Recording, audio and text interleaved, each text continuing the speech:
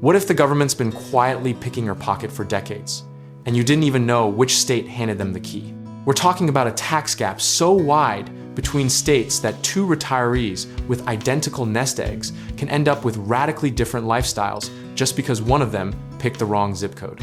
Let's set the stage. Some states tax your Social Security, your pension, your investment gains, and then hit your estate one last time when you die, like a final toll booth on the way out.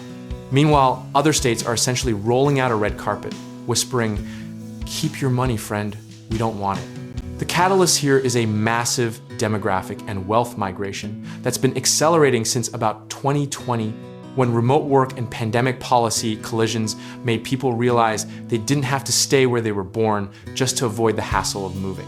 Billions of dollars in personal wealth shifted from high-tax states like California and New York to low-tax havens like Florida, Texas, and Nevada.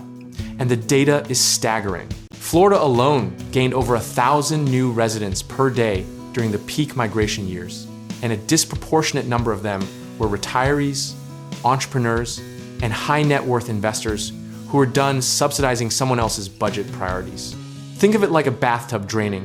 Once enough wealth leaves, the states left behind have to raise taxes further on whoever remains, accelerating the exodus in a vicious, almost poetic cycle.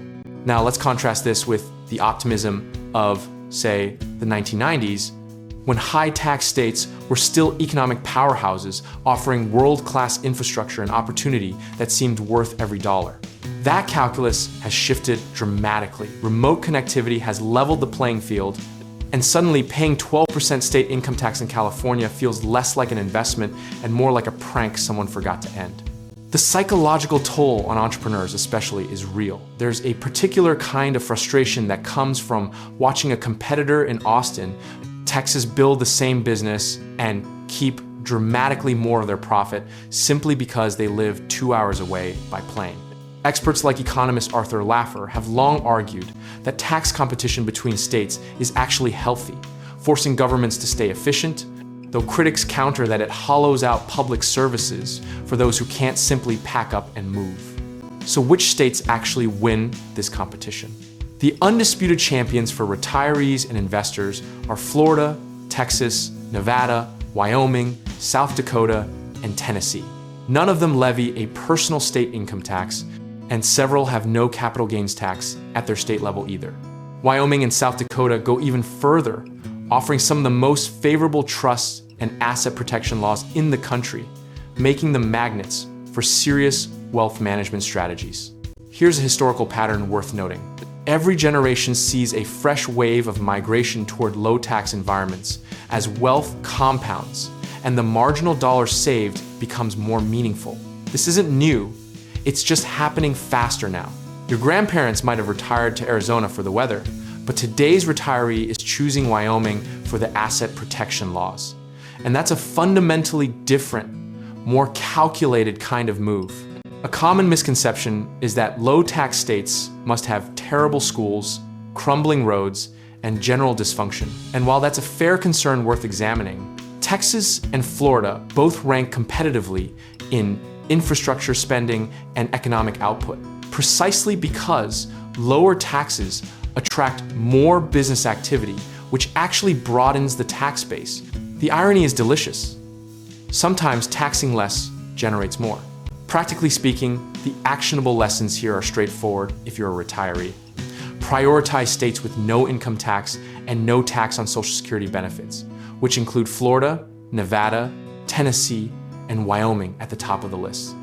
If you're an entrepreneur or investor, layer in considerations like capital gains treatment, estate tax exposure, and even sales tax on business inputs, because the total tax picture is what determines your real after-tax return. The disciplined move here isn't necessarily to uproot your entire life for a marginal tax benefit. It's to run the actual numbers with a CPA before dismissing or accepting the idea, because for a retiree, drawing $200,000 per year, moving from a state with a 9% income tax to one with zero can mean $18,000 saved annually, which compounds into a genuinely life-changing number over a 20-year retirement.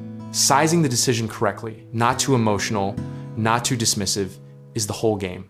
Philosophically, the states for tax optimization conversation is really just a proxy for a deeper question.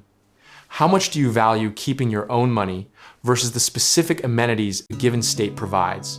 And are you honest with yourself about that trade-off? Discipline here means running the math, without nostalgia, without inertia, and without letting the comfort of familiarity quietly cost you a fortune. And if you're comfortable staying where you are, that's a completely rational choice too. The goal isn't to tell you where to live, it's to make sure you're choosing consciously rather than by default. A prepared investor with a clear-eyed view of their tax environment will always outperform a brilliant investor who never looked up from their spreadsheet long enough to notice the state was taking a silent partnership cut. Whether you're hunting for the right state to retire, launch a business, or shelter investment income, the right guidance can cut years off your learning curve and thousands off your tax bill. Check out our links in the description below to get started with real estate investing, home contracting work, and finding the right lenders to make your next move.